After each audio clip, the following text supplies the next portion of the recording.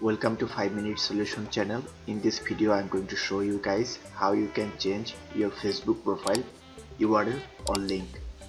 So for that you have to open your Facebook, and in your Facebook you will find your account settings on top right corner. You have to click on that and click on settings and privacy. Then you have to click on settings. Once you have done that, you will find username option here in the general account settings. You have to click edit on it, and you have to choose a new username.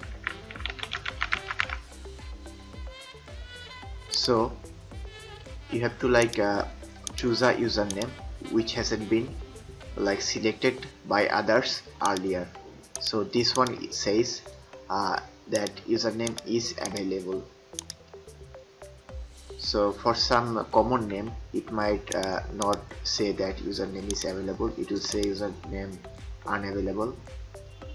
So for that you can add numbers or customize your name the way you want, and you have to find a username that is available, and once you have done that you just have to click on save changes.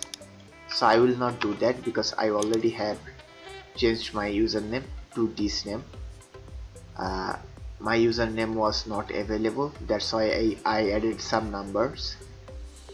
So that's how you basically can change Facebook user profile link.